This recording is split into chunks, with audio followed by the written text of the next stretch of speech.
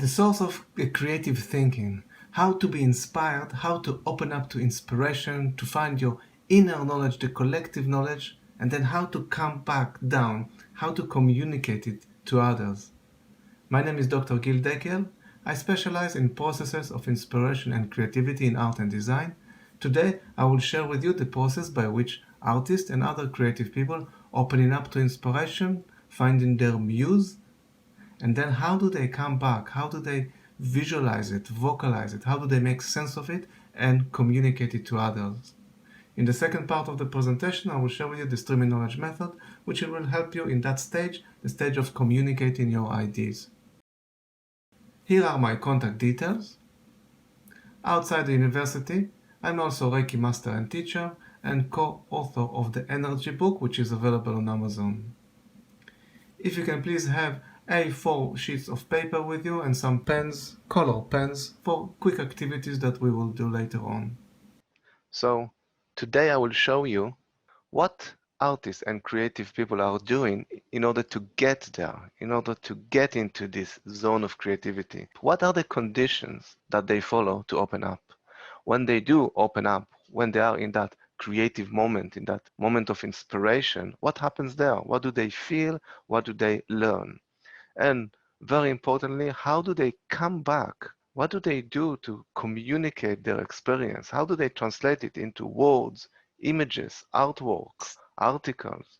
I will review these steps, and then in the second half, we will go through the stream and knowledge method, which will help you basically to follow these steps. Once you have ideas, how you clarify those ideas. Here is the full creative process, which I will share with you. Now, I would argue that artists and other creative people are looking more closely at life than most of us do. Artists like to make new connections between things. They don't try to make sense of things.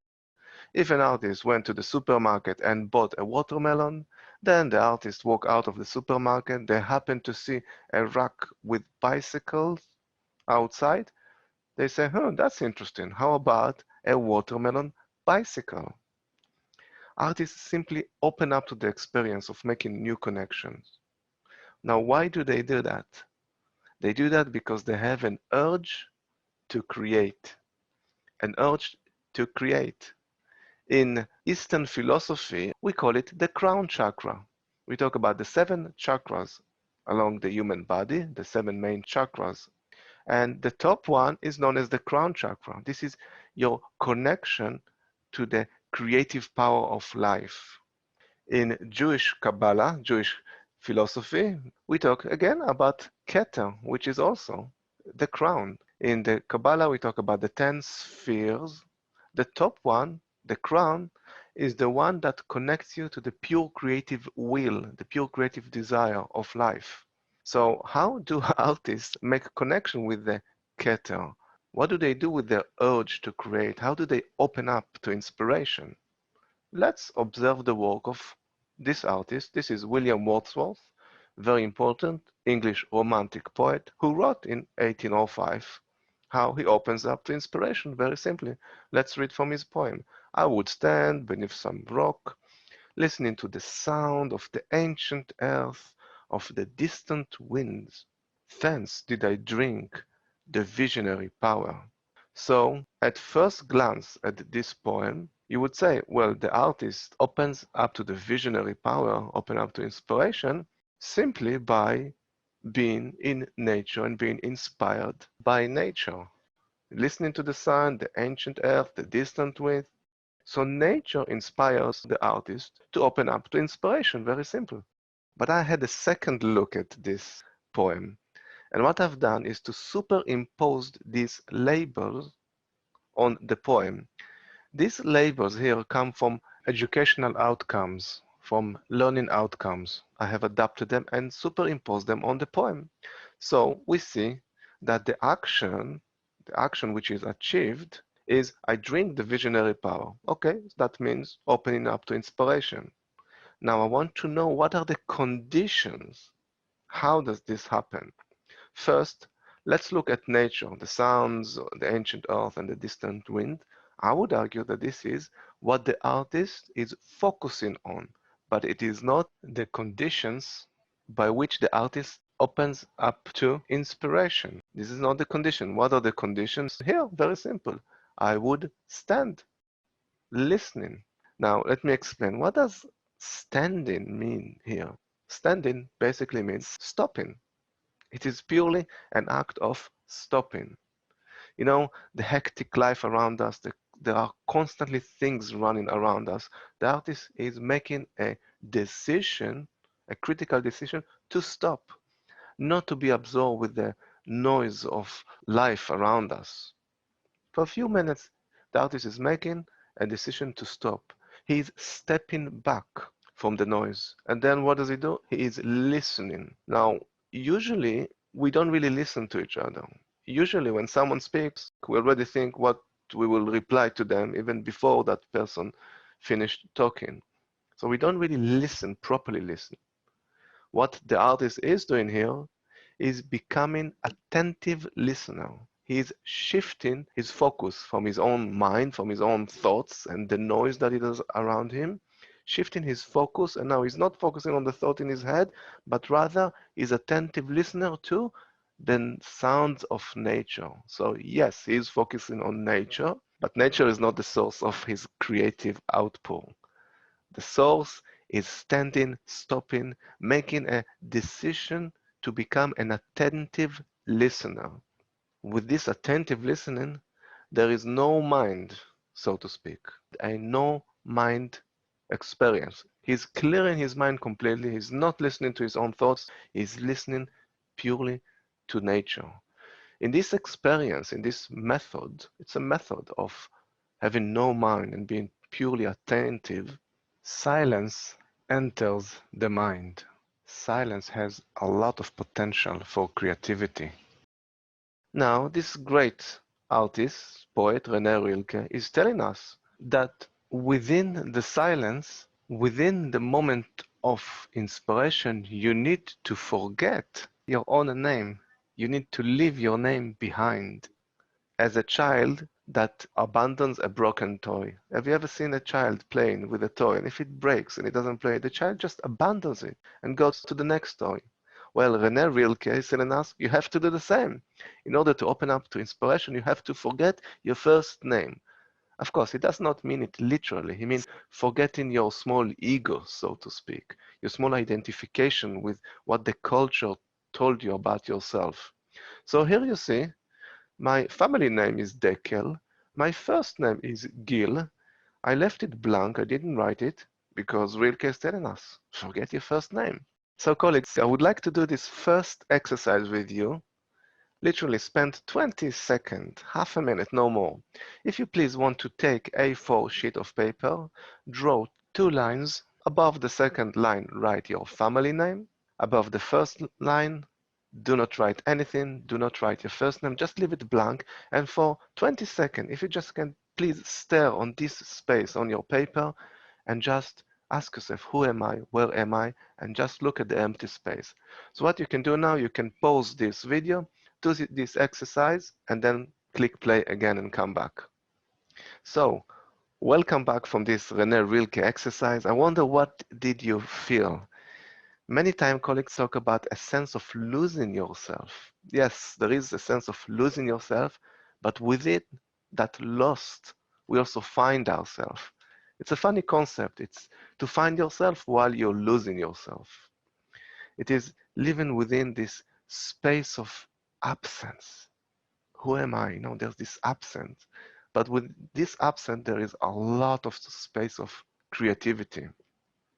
Now, the concept of absence is taught and discussed by many traditions. For example, in the Jewish tradition, here is the Jewish Second Temple that stood in Jerusalem some 2,500 years ago.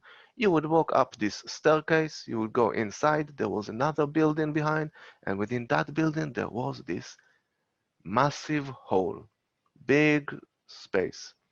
Here stood the high priest, it's called the Kohen Gadol, and here you see this artifact, this 2 meter high, it's called menorah, solid gold, pure gold, 2 meters, and there were other artifacts in this big religious spiritual space. Now, at the end of that hall, there was this red curtain, and behind it was the Holy of the Holiest, the most sacred room in this tradition. It was a small room hiding behind this curtain at the end, the Kodesh HaKodashim. So, what would you expect to find in the most sacred room in the Jewish tradition, in their temple? Well, if I can see a lot of gold outside, there is even gold plate on these massive doors, then I would expect that inside the most sacred room there will be even more gold and diamonds and the richest of the world, the best that men and women can create to represent admiration to the Creator, the best of the best. That's what I would expect to find in the most sacred room. But the truth is that you would walk inside behind this red curtain in the Kodesh HaKodashim, and it was an empty room. An empty room. There was nothing there. It was about the space, the emptiness. It was about the stillness. It's like being in the womb of the Creator where there's a lot of potential. It's about the silence around us. If you tap to that silence, then you can become attentive listener. The silence that has the potential. Silence is something that we use even today in our daily life. For example, between words, there is silence. When you speak a word, you finish saying one word, then you stop before you start to say the second word. And even if you write, you finish writing one word and you leave a gap, a space, empty space, before you start writing the second word. Silence also exists in music. Musicians are saying that they can hear the silence between the notes. So here is the noise, the sound, and here is space. Musician can hear the space, and it is as important as the music, the sound itself. Graphic designers see the silence in images, in shapes. For example, you can all see this simple illustration of a panda bear. And I would argue that you would recognize the head here. But the head is not drawn. The head is not painted. There is no ink on a page on the screen that painted this head. It's not. It is an empty space. It is the empty space that exists between the black ink of the ears and the top of the body. The empty space was created here. And this empty space produces an image. Sometimes we call it the white space, and we also call it the negative space. Here is another example from graphic design. As you can see, there are 4 circles, 3/4 of a circle, and between them a square is produced. This square was not created, it was not painted. It is the empty space between the images that produces an image in itself. And graphic designers are very sensitive to this. They see it everywhere, not just here on the screen on this graphic design, but also when they look around them in nature. And you can do the same thing. You can try to look at nature, at things around you, and observe the shapes, but also think about the spaces between the shapes. Typographers are people who design the shapes of letters. So someone had to design that this shape, this leg is thin, this leg is thicker. Someone had to design to put this black line, the bar here. They could put it here, but they chose to put it here. Typographers are also very sensitive to the shapes between the letters. So between the letter N, A, and V here, you see that space here. And they strive to reach a balance between the black ink and the white space. Here, there is too much space between the 2 letters. Therefore, typographer would use a tool called kerning. With kerning, you can nudge one letter and bring it closer to the other. So we can nudge the letter of V to the left. Now you can see that there is a balance between the black ink and the white space. Now there is correct balance between the space and the negative space, the empty space. Now, if you ask me, that's fine, Gil, but how do they know that this space is correct, that there is balance here? And how do they know that there is no balance right here, that the space is too big? Okay, so elsewhere I teach graphic design and typography, and I teach the concept of composition. This is something that we're doing elsewhere. Today, here in this presentation, I just want to show you how people, how artists, how creative people observe reality around them. Where do they find the silence, the creative space? I want to show you how sensitive people are to this fleeting empty space, the empty space which exists, but it's sometimes hard to notice. Where else do we find this silence, this space? Well, we find it in our breathing, in our own process of breathing. As you inhale, you take a breath in, and then you pause, and then exhale, pause, and then inhale, pause, and exhale. You do not inhale and then inhale and then inhale again. No, we inhale and then we take a pause. There's a silence and we exhale. So colleague, now I would like to do with you the second exercise. We will do an exercise to draw your breathing. Grab your A4 paper. If you have A3, that's better. Best to use it with black marker, but you can use any pen and even pencil. And in a second, I will guide you in a breathing guided meditation. You know, sit down, relax, close your eyes. We will only spend a few minutes for this meditation, so it's going to be very short. I will guide you in a process of breathing, and then I will ask you to open your eyes. We will continue the breathing exercise, but I will ask you then to draw your breath. So pick up your pen and literally draw your breath. So there's no right and wrong. You can start here, here, everywhere you want. You can draw a squiggly line, square, whatever comes to you, but it should follow your breathing. If you're not comfortable with actual drawing, no problem. What I'll ask you to do is simply write down what do you feel, or write down a quote from a favorite book, for example, that represents your breathing. So you have a choice, either drawing or we're just going to write it down. We will start the meditation. I'll ask you to sit down, make yourself comfortable, and gently just close your eyes for a second. Take a deep breath, breathing in and breathing out. With your eyes closed, just notice how you relax. Your body starts to relax. The muscles around your neck relax as you take a breath in and exhale, breathing out. Again, breathing in and out. And with the rhythm of breathing in, notice that you start to walk, breathing out, going down a staircase. As you stepping down, you feel yourself becoming lighter and breathing in and lighter, breathing out, going down into this empty space where there is this magnificent darkness.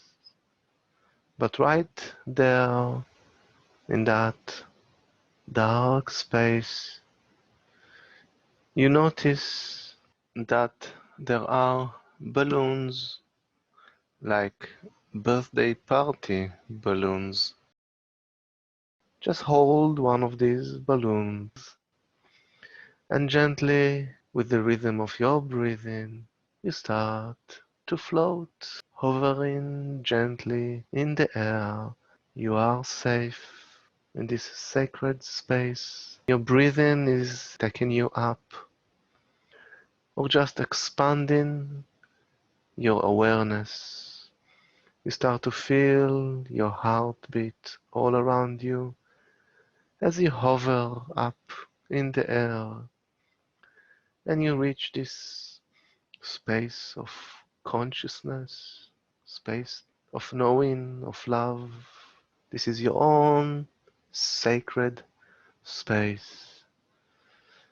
And you expand with your breathing and contract as you exhale. Breathing in, become bigger, expand, and breathe out, contract, become small.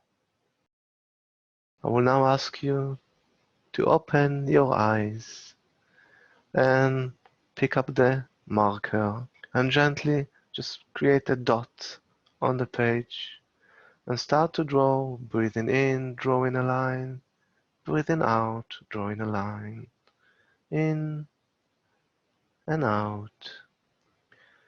Continue to do so for a few more seconds now. In and out.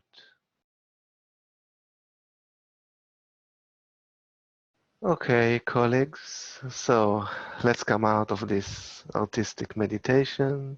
What I'll ask you, colleagues, if you want to share your drawings in this website, so look at the plus icon. If you can just write your name and the date on your drawing, take a photo, upload it to this website. So it's poeticmind.co.uk/research/breathing. So I wonder what you felt in this exercise of finding the pose, the gap, the empty space. People find their pose, their stillness in many ways. To some people, it comes through movement, running, dancing. To other people, it comes with drawing, doodling, or with listening to music. So I wonder, how do you take your moment? How do you take a pose? So we have seen that people find this gap, this stillness in many ways, between words that we speak, between letters, between shapes, between images. There's silence and gaps in music and even in our breathing.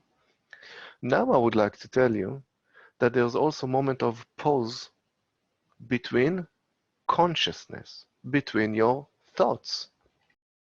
So between thoughts, there are gaps. There are gaps between thoughts. It's very hard to see those gaps because we have so many thoughts in our mind. I mean, I have thoughts after thoughts after thoughts. One thought ends and the second one immediately comes in so that I cannot see the gaps. But artists are expert in finding those gaps. Usually people fight with their thoughts. You know, we have so many thoughts. We say, please, can we just have a moment of not thinking? We kind of fight in our thoughts.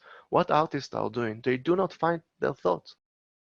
They glide with the thoughts, they slide with thoughts. And when thoughts end in their mind, artists simply slide and drop down into this space, into the gap. And within that space, within that gap, there is a pure mind. Even when the next thought arises in their mind, in their brain, it doesn't matter. The next thought will arise. Artists are already here in their pure mind. I would argue that artists and creative people are experts in identifying the gaps between thoughts. They are expert in locating this moment and entering a pure mind. And what happens in the moment of pure mind? Well, it is like a veil had been pulled aside and suddenly you can see things clearly. It is like we've all been looking through this foggy glass. And have you ever been on a bus or in a car on a rainy day and the glass is foggy and you can clean it? This is what it is to artists. In a pure mind, you can see clearly. This concept of seeing clearly, of having a pure mind, can be illustrated through the biblical story of Adam and Eve in the Garden of Eden. You all know the story of the tree of knowledge of good and bad. So, before Adam and Eve had a bite from the fruit, they could see truth and falsehood. They had an objective, universal mind. You can call it a pure mind. Once they took a bite from the fruit, and by the way, it was probably a fig tree, not an apple tree, but it doesn't matter. Once they took a bite from the fruit, now they could see good and bad. Good and bad. They could observe good and bad. So you would ask me, well, Gil, what's wrong with seeing good and bad? It's a good thing. You can see the good and the bad. Well, the thing is that good and bad is a subjective perspective. It is almost an opinion. It is a relative thing. Good and bad are subjective. They can change. Whereas truth and falsehood, they are not subjective. This is objective mind. This is the pure mind that can see the truth. Whereas now, we all see good and bad because we all have a subjective mind, a relative mind. Good and bad is lesser than truth and falsehood. I would argue that what artists are doing, they simply move away from this relative mind, which we all have, and they're going back to the original, objective, pure mind. And within that pure mind, art is talking about peak experiences, magnificent experiences that they experience. That is the moment when they are in this zone, in this space of creativity. In that space, in that experience, art is saying that there is no more separation from the world. The distance between them and the world disappears. The separation disappears. Now, this is an interesting concept. Art is saying that they feel belonging to the world, in it, instead of being outside looking at it. Outside looking at it, what do they mean? I mean, I'm definitely looking at the computer, looking at this slide as I'm talking to you. What I'm going to do now, I'm actually going to look through the window outside to the garden, and I'm looking at the tree in the garden. So I can tell you that I'm looking at the tree. I definitely feel myself sitting here, looking outside at the tree, which is out there in the garden. But what art is saying is that this separation disappears. It is not anymore looking at it, looking at the tree.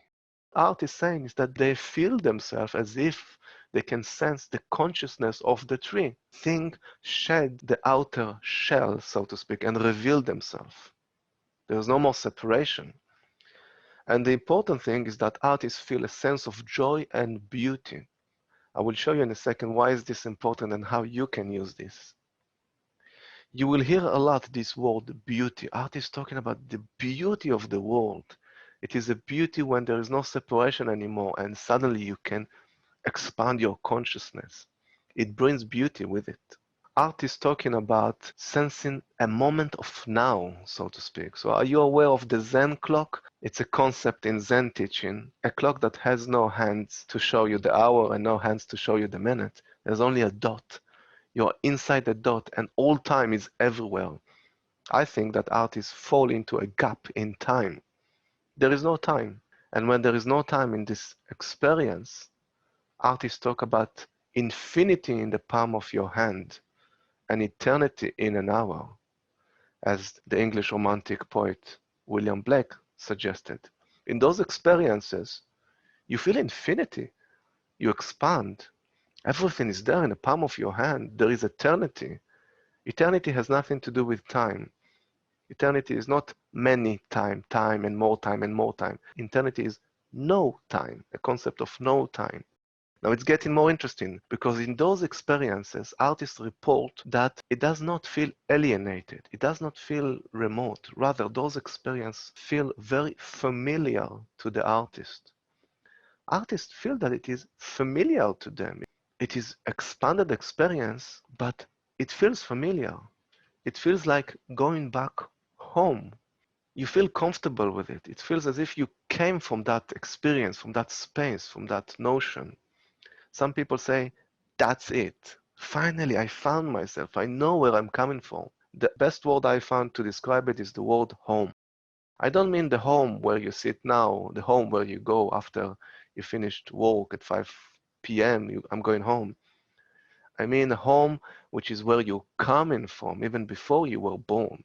You know it because it feels that you've been there. It feels familiar to the artist. Now something interesting happens. With that sense of home, you are given a job. The artists are given a job. First, within these expanded peak experiences, what artists report is that a lot of insight and wisdom, visionary information present itself to the artist. Millions and myriads of ideas are floating all around them in that space of home.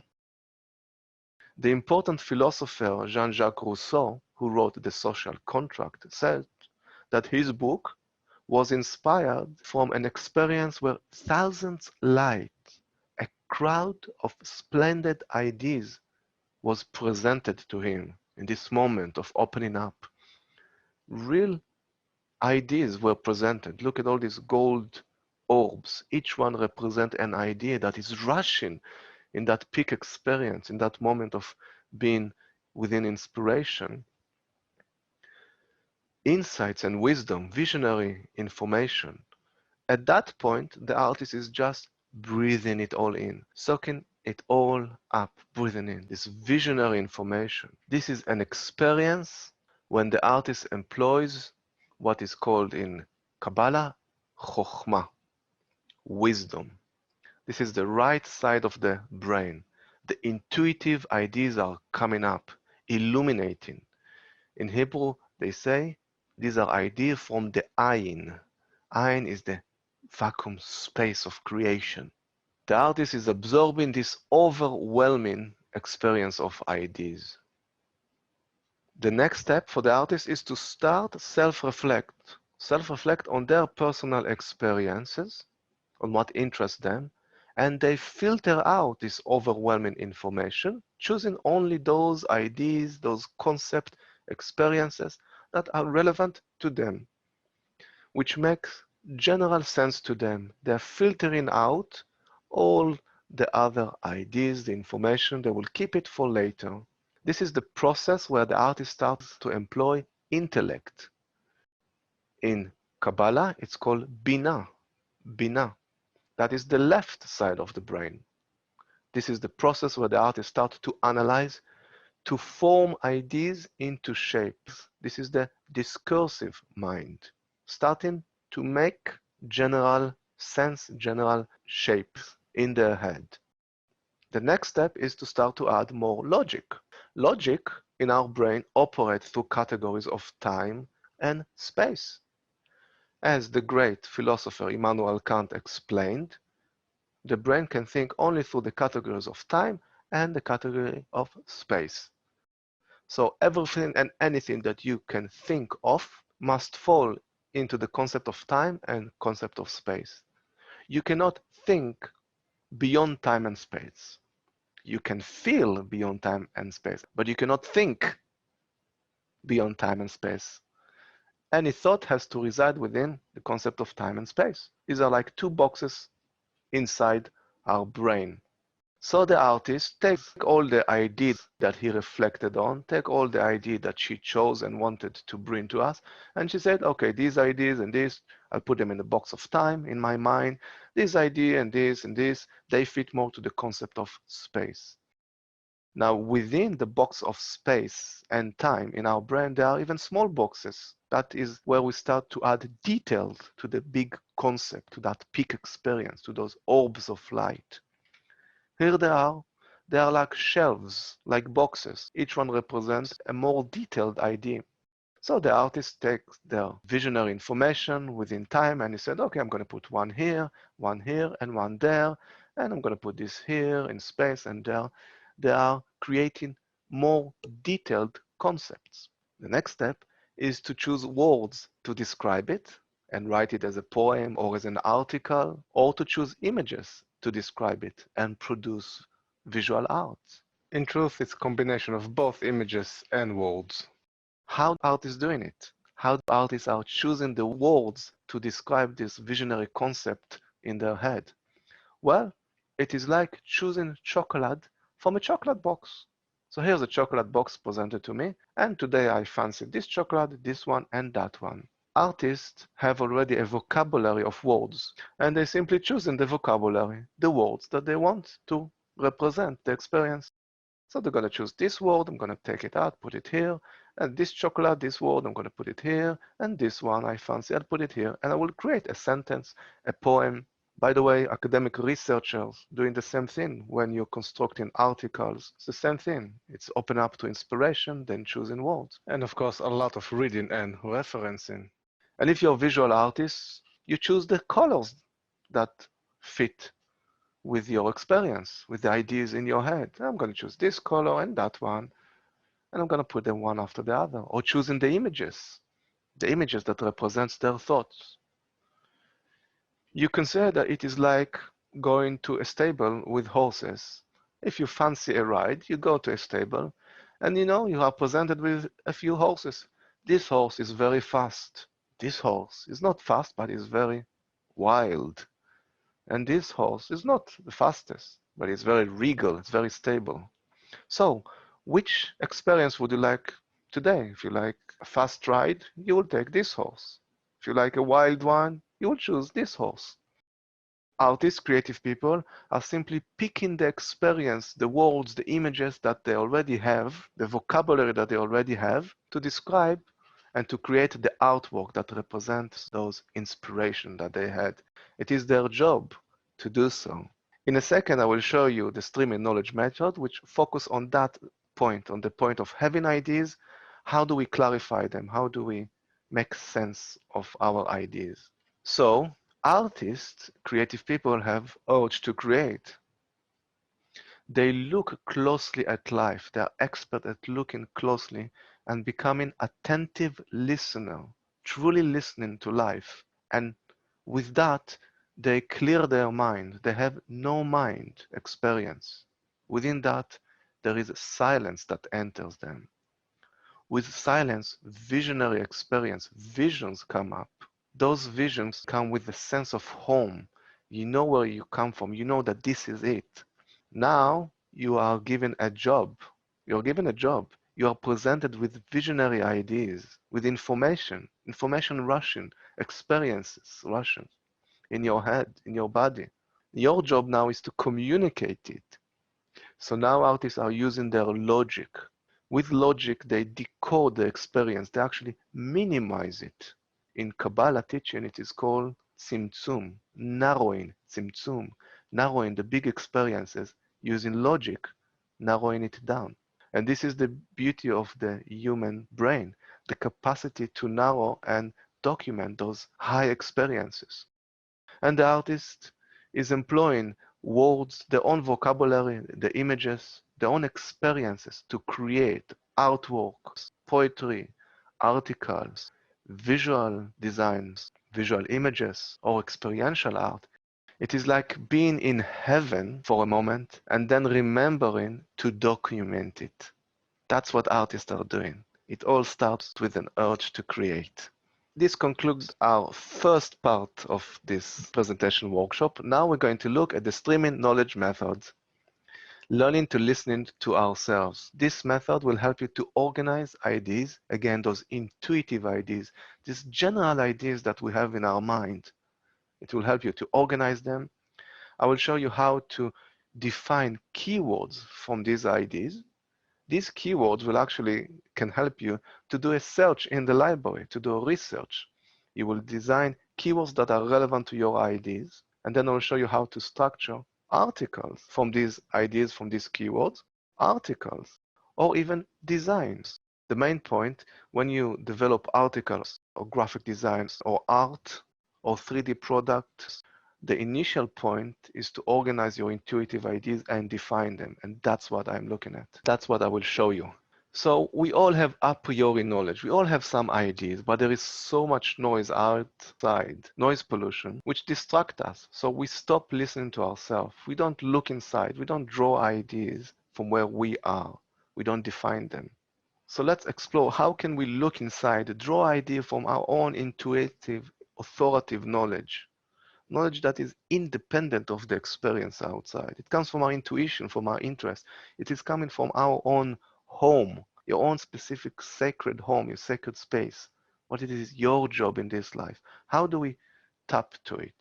The streaming knowledge method is a very simple method using a table where you write the topic, you define it, and then you write 3 keywords. And the way to do it, the way to connect with your inner knowledge and to fill out this table is simply to do it quickly. You do not ponder on it. You look at the table, you come up with a topic, what interests you, you come up with a definition very quickly, give it 20 seconds, and then 3 keywords. You just draw out what comes from within you without considering the outside world. First, let me give you an example from the world of art. This is a work created by the artist Hanoch Piven. What he is doing is to create a 3D illustration from objects around him, 3D illustrations of people using acrylic and objects, found objects. For example, this is an illustration of Keith Richards from the Rolling Stones. So Hanoch Piven, the artist, would use acrylic to draw the background, the body, the shape of the face. But for the hair, he is using a real found object, Can you recognize what it is? The hair, the fuzzy hair, was created using an old cassette tape. So the magnetic tape, the artist pulled it out and created the hair. It does look like the hair of Keith Richards. So it looks like him, but also it is symbolically representing him because Keith Richards is a musician, an old-time musician, very popular in the 70s, 60s, 70s, and 80s, where cassette tape were very popular. So the cassette, the magnetic tape, is relevant to the person which is illustrated here. It is not random choice. It looks like the illustrated person, but it's also relevant. This is the key word that represents Keith Richards. Another example, can I ask you, who do you think is here? Who is illustrated here? This is, of course, Barbara Streisand. As you can see, slim face and distinctive smile, which look like the real person. And this is a real microphone that the artist found, and he put it there. Why did he do so? Well, microphone, because Barbara Streisand is a musician. So a microphone represents a musician. She's also a speaker. But why did the artist put the microphone here to represent the nose? Well, let's face it, and Barbara Streisand, we all admit it, she has a notable nose. And therefore you see that the found object that represents the nose illustrates visually the person, but it also relevant and is connected to that person. It represents her being a singer. So the found objects are meaningful to the person illustrated. Who do you think is illustrated here? This is not Bill Clinton, a bit confusing. It is actually Jay Leno, who had the Jay Leno show on American TV. So as you can see, American flag that represents the eye. Why American flag, American pin? Because Jay Leno is American. His show was broadcast on American TV network. And you can see microphones, in this case, microphones, because he's a chat show host. He's talking. And we have an arms from a broken clock here that represent the mouth. And we can see the number 10 to 12 because at that time, the chat show was broadcast between 10 p.m. in the evening and 12 midnight. And why a clock here to represent the mouth? Well, it was a chat show, and in chat show, you kind of talk, talk, talk, talk. It's like a constant chatting, constant talking, like a clock moving. Chat, chat, chat, chat, chat. And with acrylic, the artist drew the moon face, the moon face shape that represents Jay Leno. So as you see, every single found object here is relevant to the character of the person and also illustrates the shapes, the graphical shape of the person. So let's go back to the stream and knowledge method. With this method, you write the topic. In this case, the topic is Jay Leno. Very simple. Imagine that you are asked to write an article about Jay Leno, or that you have to produce artwork about Jay Leno. Or imagine you had a dream, inspiration, you had an experience, and Jay Leno appeared in your dream, and you want to show it in art some way. So this is what we do. We write the topic Jay Leno. Now I'll ask you to define it. Define it is saying Jay Leno without using the same word Jay Leno. Okay, a simple definition for me, American television presenter. Very simple. Now I'll ask you to write 3 categories, 3 keywords. In this case, I would say microphone, moonface, and chat. Microphone, moonface, and chat, these are 3 keywords that represent Jay Leno to me. So if you have a sense of, oh, I have to do a project about Jay Leno, you simply define it and you simply come up with 3 keywords. In that way, you organize your intuitive ideas, your knowledge. And the way to do it, the way to come up with the categories with the definition is very simple. You have to ignore everything around you. Ignore all the noise from the outside. Ignore everything that you have ever read in books. Ignore everything that people told you. And simply listen to yourself and draw up the words that are coming up to you. Later on, you will go to the library, you will reference, you will speak to other people. That is later on. At this point, we're building up the inner categories, inner to you, which are relevant to you. And that's why you have to do it very quickly. If you think about it, you start considering what other people told you, you start considering what you have read in books. That's why we don't want you to think. That's why we want you to do it very quickly. Spend 20 seconds on writing definition, 20 seconds on coming up with writing the keywords, simply by listening to yourself, and whatever comes up, whatever jumps to your mind, that is the thing you need to write. You define keywords which are vocabulary relevant to you only. It's going to be useful for you in your research. It can help you to structure articles or graphic designs. As you can see here, complete design. What are the keywords of this design? Microphone, moon face, chat. Another example. Topic is tea. Definition, an aromatic beverage.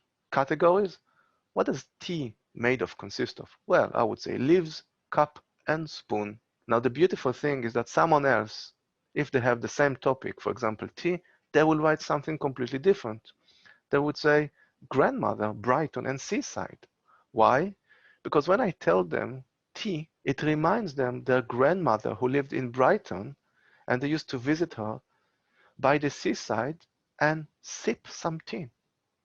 As you can see, these categories are very personal to you. It comes from your intuitive knowledge, from your vocabulary.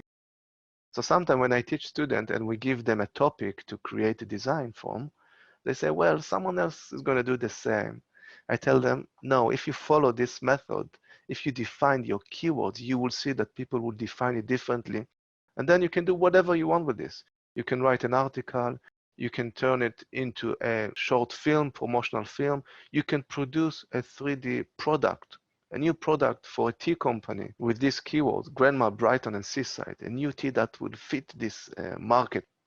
It's all about knowing yourself. You have to start, like artists do, with an urge, with listening to yourself, knowing yourself, and then you draw your relevant vocabulary. Another example, chair. Let me ask you to do that. You can stop this video and write a definition. Define a chair and then 3 categories, and then come back, click play. So here's one definition. Chair is an object used to sit on. What are the 3 categories keywords? I would say legs, seat, and back. Legs, seat, and back represent a chair. Someone else can say, no, Gil, I don't see legs, seat, and back. When I look at the chair, I observe the wood, the materiality, the nails that connects the pieces of wood, the varnish on the top of the wood, the paint.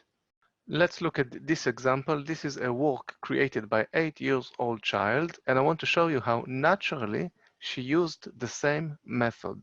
So what you see here are recreation of croissant, chocolate croissant, pain au chocolat. How did the child created it? So she observed the pain au chocolat, the croissant, and she said, okay, what are the keywords, visual keywords that represent the croissant?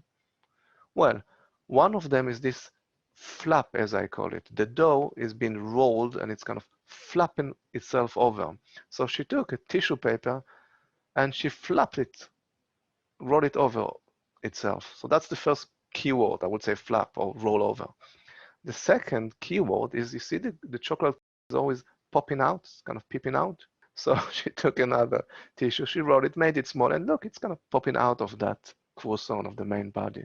And the third keyword, I would say, is white color, white brownish color. 3 keywords. She could paint this chocolate with brown to represent chocolate, but she didn't. So naturally, people using the streaming knowledge method to create art. So let's do this exercise, colleague. I'll ask you to take A4 paper, copy this table. On the top row, write the topic, which is feelings. So I'm giving you a topic. Your topic now is feelings. Define in 1 line the word feelings. Simply give a definition, dictionary definition of feelings without using the word feelings. Do not spend a lot of time.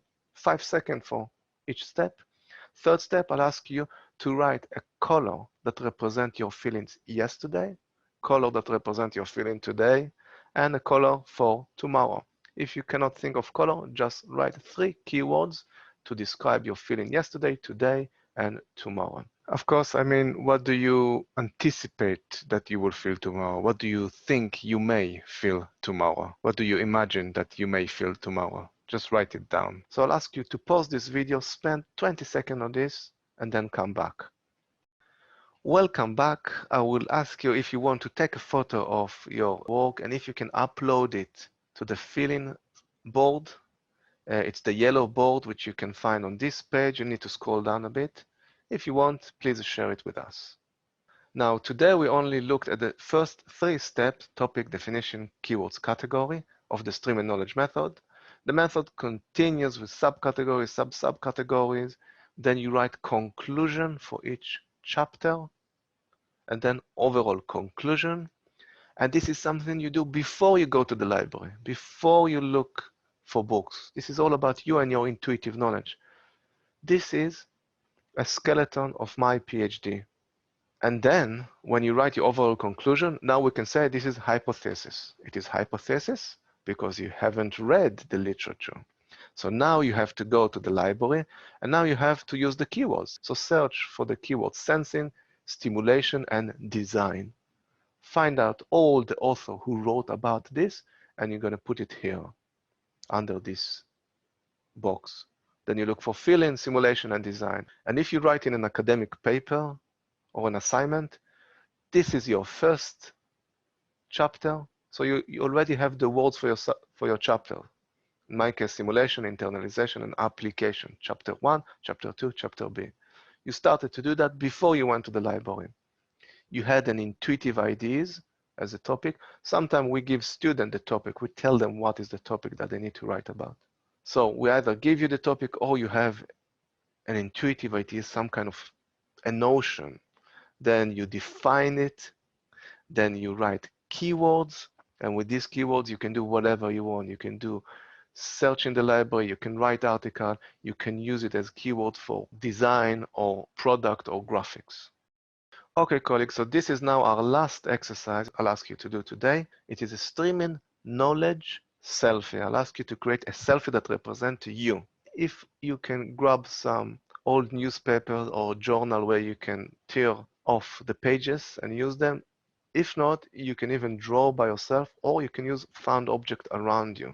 But the best is to find an old magazine and journals. So, step 1, simply fill up the table. I will explain. Step 2, create a collage, and then write 1 paragraph from the collage, and then present it to us online. Start with this table. The topic today, I'm giving it to you. It will be you, yourself. So you simply write your name here. Then I'll ask you to define who you are. I'll give you an example. Then 3 keywords, 3 categories about yourself. If you're stuck, just write 1 belief you have, 1 memory, and 1 hero, inspirational hero. So here's an example topic. I just wrote my name here, Gil Decker. Definition, I didn't think much. My definition is creativity and inspiration promoter. This is what I do everywhere. This is what I do in my life. My job in this life is to promote creativity, promote inspiration. 3 categories, 3 keywords. I believe that we are all one. I have this belief that everyone is connected. Memory, I just had this memory that popped to my mind. When I was 10 years old, I almost drowned in the seaside. And when I was inside the water for a few seconds, it felt as if I can see the wave inside the sea. As if inside the sea there were waves. A hero, Immanuel Kant, Prussian philosopher, he's my hero. So you do that in 20 seconds. You don't think, do not ponder on it. Just draw your intuitive knowledge. Then I will ask you to go and open an old journal, an old magazines, and look for images that visually represent your keywords. So I believe that we are all one. I have this belief that we are all one. I flipped through the magazine. I didn't think of it. I just happened to see this coat hanger. Just happened to see it. And if you look carefully, you see it looks like people, and you see how they are all connected. So do not try to make sense of it. This is just visual representation of your concept. I said this is like visual representative of oneness. We all one. My memory waves inside the sea. I flipped through the magazine. I happened to see this photograph, which looks like the pier where I almost drowned. It just looks like that. It's not the same place. You tear it off, you cut it, you put it, you stick it. You don't think too much. When I was drowning, it was like the big sleep. You know, it was like feeling like you're hovering on cushions, but it was scary. It was like something was steering it. You take these images, you just stick them there. Don't think too much. A hero, Immanuel Kant. This is the philosopher who was talking about time and space. He lived around the 18th century. I flipped through a magazine. I saw this sofa chair, nothing to do with Immanuel Kant, but this is how I will imagine him sitting in Prussia in 18th century. Immanuel was talking about the concept of time. So here is a clock and the concept of space. So there is a lot of space around this chair and there is this lamp because light needs to move in space. So colleagues, fill up this table, search for images in a journal that represent your keywords. The next step will be to write one paragraph. So I will ask you to look at your collage, look at your keyword and simply write a paragraph. You can describe what is oneness in my case, or you can simply describe the coat hanger. It's going to be a poetic thing. Simply describe, oh, I've looked at this coat hanger and how funny, they're all connected. For me, it represents the feeling of oneness, that we are all connected. That will be a perfect sentence to describe this belief of oneness. So colleagues, after you've done it, I'll ask you to take a photo and to share it. Look out for the Streaming Knowledge selfie collage board, the green one. You will need to scroll down on this page. So that will be the end of my workshop. You can do this exercise in a minute and you could share it with me. Let me just summarize the source of creative thinking, how to be inspired, how to open up to inspiration, and how to come back and clarify our ideas. So artists doing something to open up to inspiration, they're in inspiration, they absorb the knowledge and then they come back, they document it through their art. They have urge to create. Artists looking closely at things, making new associations. They have an urge to create. This urge represented with the crown chakra, the Keter. Many times we say that nature inspires artists. Well, nature does inspire, but it is not the source. It is not the condition. The condition to open up is a conscious decision to stand, to listen, to clear your mind, to open up to no mind, to a silence where we don't even have your first name, a sense of losing and finding ourselves in an absence. Absence is the space of emptiness, of stillness, being inside the womb, in the silence. We use silence all the time around us, between words, in music. Designers see silence in shapes, between the shapes of the letters. There is even silence in the process of breathing. People find it in movement, in running, dancing, in drawing, in listening to music, in creating music. There is even silence and gap between thoughts, but we find it hard to locate those gaps. Artists are expert. They don't fight thoughts. They slide with thoughts. They enter a space of pure mind where you suddenly can see things around you, where you don't observe with subjective mind. You observe with objective, pure mind. It is called peak experience of joy and beauty. There's no separation between the artist and object and life around them. There is not even time. There is infinity that is felt in the palm of your hand, eternity that is observed. And it is not scary experience. It feels like home, like where you came from. With that, the artist is given a job. He needs to document that experience. So first there are insights, ideas, orbs of light, visionary information, engulfing the artist. This is the chokhmah, the intuitive idea, illumination from the nowhere, from the Hebrew word ayin. Then the artists start to self-reflect, choose only those experience notions that they are interested in. This is the binah, the intellect, the analysis, turning great idea into shapes, into details, discursive mind. The artists put those expanded details inside the concept of times and some in the concept of space, which is how the brain operates. Within time and space, they're then put into boxes, into shelves, creating more detailed logic. And then they attach words by self-observing the vocabulary and simply choosing those chocolates that they like, those experience, those words that represent them, the images that represent their experience, choosing what experience they want to show us today in their artwork. And the Streaming Knowledge method is the methods that you would apply at that stage. So starting with an urge to create, experiencing the magnificent, and the creative process continue into minimize the experience, documenting it in word, images, art, graphics. And the Streaming Knowledge method will help you with that. It will help you to listen to yourself. It's all about knowing yourself. So now going back to this exercise, please remember to fill up this table, then do your collage, which will give you a visual representation of your concept, of your keywords. And then remember to write one paragraph. and please do share it with me. I'm Dr. Gil Deckel. Thank you very much, and goodbye.